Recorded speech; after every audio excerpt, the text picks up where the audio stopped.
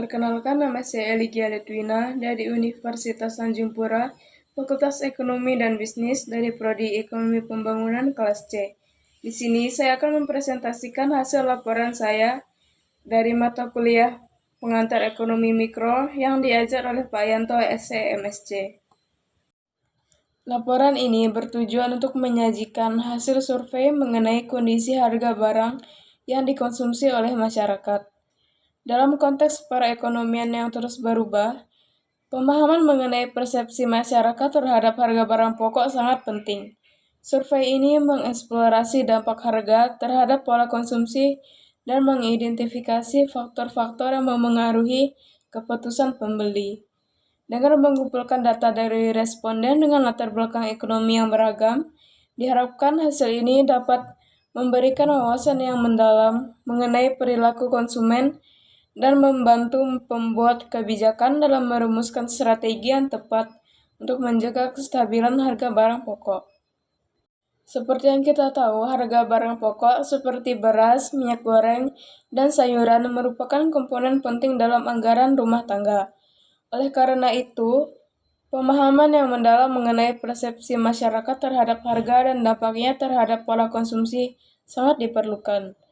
Survei ini bertujuan untuk menggali informasi yang relevan mengenai bagaimana masyarakat merespons perubahan harga, serta faktor-faktor apa saja yang mempengaruhi keputusan pembelian mereka.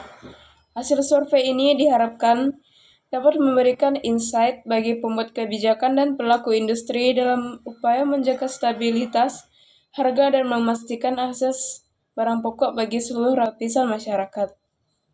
Selanjutnya, saya akan memberitahu apa saja tujuan dan manfaat dari laporan ini.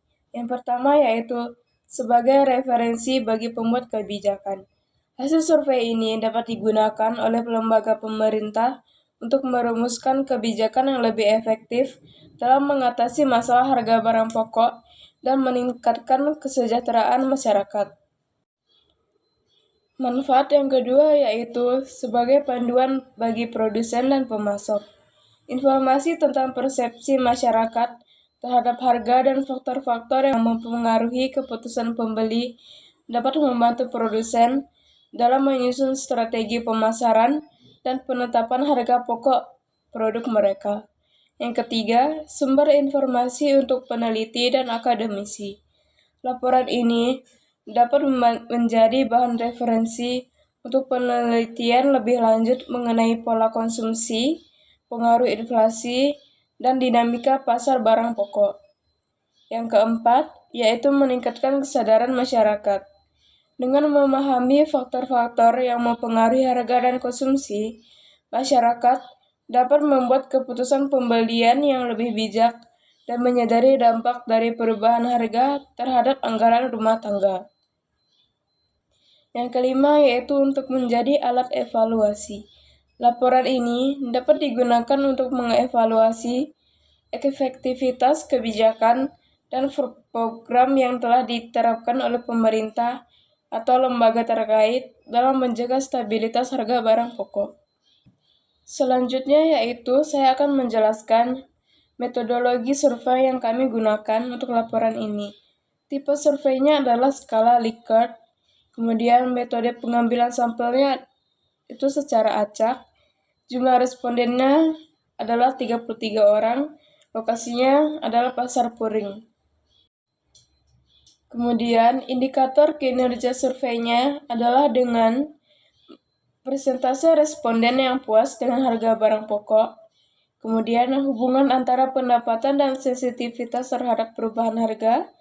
Yang ketiga, identifikasi barang pokok yang paling dipengaruhi oleh perubahan harga. Selanjutnya adalah interpretasi data. Yang pertama, mendiskusikan bagaimana persepsi harga barang di pasar dapat berbeda, namun menurut beberapa kelompok pendapatan. Yang kedua, menunjukkan tren dalam pola konsumsi masyarakat berdasarkan harga barang pokok yang berbeda. Masuk ke dalam pembahasan hasil, dalam pertanyaan-pertanyaan yang telah kami tanyakan kepada para konsumen di Pasar Puring, kami telah memberikan pertanyaan-pertanyaan yang kami diskusikan sebelumnya agar laporan survei ini dapat memberikan informasi yang aktual terhadap keadaan yang terjadi apa adanya di masyarakat. Pertanyaan pertama yang kami berikan yaitu seberapa banyak responden kami berdasarkan jenis kelamin. Sebanyak 16 orang responden berjenis kelamin laki-laki, kemudian sebanyak 17 orang berjenis kelamin perempuan. Selanjutnya adalah besar pendapatan per bulan. Sebanyak 14 orang berpenghasilan 500 sampai 1 juta. Kemudian sebanyak 8 orang berpenghasilan 1 juta sampai 3 juta. Kemudian 5 orang berpenghasilan 3 juta sampai 5 juta. 1 orang berpenghasilan dari 5 juta sampai 8 juta. Dan 6 orang berpenghasilan 8 juta sampai 10 juta. Nah, bisa dilihat dari pertanyaan pertama, hasil dari responden dapat dilihat dari diagram yang telah kami sajikan.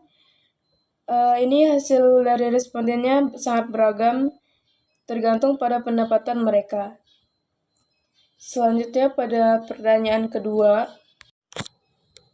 Kemudian pada pertanyaan kedua, dapat pula dilihat pada diagram yang sudah saya sajikan. Kemudian pada pertanyaan ketiga, telah saya sajikan dalam diagram yang saya tampilkan di sini. Dan berikutnya pada pertanyaan keempat dapat dilihat hasilnya pada diagram di sini.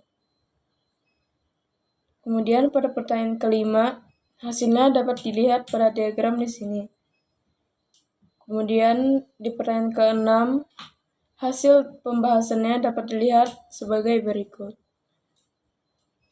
Kemudian pertanyaan ketujuh dapat dilihat pula dalam diagram di sini. Selanjutnya pertanyaan ke-8 dapat dilihat juga pada hasil presentasi di sini. Kemudian pada pertanyaan ke-9 dapat dilihat juga pada diagram yang telah disajikan. Selanjutnya diagram ke-10 dapat dilihat juga pada hasil diagram kami. Kemudian pertanyaan 11 dapat juga dilihat hasilnya langsung dari presentasi yang saya sajikan. Dari hasil survei yang telah saya sajikan, dapat diketahui bahwa fluktuasi harga barang pokok memiliki dampak yang signifikan terhadap pendapatan masyarakat. Begitu pula sebaliknya. Kenaikan harga yang tajam terutama pada komoditas penting seperti beras, minyak goreng, dan gula secara langsung mengurangi daya beli masyarakat dan menekan pendapatan real mereka. Sebaliknya, apabila harga bahan pokok cenderung menurun, maka tingkat pembelian suatu barang tersebut akan meningkat. Hal ini berdampak pada penurunan dan peningkatan kualitas hidup, khususnya bagi kelompok masyarakat berpenghasilan rendah dan menengah yang terpaksa memangkas pengeluaran mereka untuk kebutuhan pokok lainnya, bahkan kebutuhan non-pokok seperti kendaraan, internet, kosmetik, dan pakaian mewah. Kebijakan pemerintah dalam menstabilkan harga dan mengendalikan inflasi menjadi hal yang sangat krusial untuk menjaga daya beli dan mengutamakan kesejahteraan masyarakat, terutama di tengah gejolak ekonomi global, di mana kondisi ekonomi masyarakat di negara berkembang seperti di Indonesia masih beragam dan perlu memerhatikan perhatian khusus agar ekonomi Indonesia akan membaik kian tahun seiring dengan perbaikan sistem-sistem di Indonesia.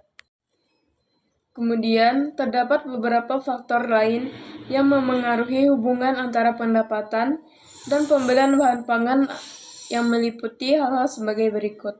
Yang pertama adalah harga bahan pangan. Kenaikan harga bahan pangan akan berdampak lebih besar bagi masyarakat dengan pendapatan rendah, karena mereka harus memangkas pengeluaran untuk kebutuhan lainnya agar bisa memenuhi kebutuhan pangan. Yang kedua adalah ketersediaan bahan pangan. Ketersediaan bahan pangan yang terbatas dapat meningkatkan harga dan memengaruhi akses masyarakat terhadap pangan, terutama bagi kelompok dengan pendapatan rendah. Kemudian, preferensi atau selera. Selera juga berpengaruh dan kebiasaan konsumsi dapat memengaruhi pilihan bahan pangan terlepas dari jumlah pendapatan. Kemudian yang terakhir adalah kondisi kesehatan. Kesadaran akan kesehatan dapat mendorong masyarakat dengan pendapatan yang lebih tinggi untuk membeli bahan pangan yang lebih sehat dan bergizi meskipun lebih mahal. Secara keseluruhan, hubungan antara pendapatan masyarakat dan pembelian bahan pangan pokok sangat kompleks. Kesimpulan dari survei ini adalah harga barang pokok terhadap pendapatan masyarakat menunjukkan adanya hubungan yang kuat antara harga dan daya beli dan kesejahteraan masyarakat. Hal ini menimbulkan kecemasan akan terganggunya akses terhadap masyarakat yang memiliki pendapatan yang lebih rendah terhadap makanan yang cukup dan bergizi, serta menurunnya kualitas hidup. Survei ini juga menunjukkan bahwa masyarakat dengan pendapatan tinggi memiliki lebih banyak fleksibilitas dalam menghadapi kenaikan harga. Oleh karena itu, pemerintah harus menetapkan strategi yang tepat untuk menstabilkan harga barang pokok dan melindungi daya beli masyarakat, terutama bagi kelompok rentan. Langkah ini sangat krusial untuk menjamin keadilan sosial dan menurunkan risiko kemiskinan di masyarakat. Sekian presentasi yang dapat saya sampaikan. Atas perhatian dan waktunya, saya ucapkan terima kasih.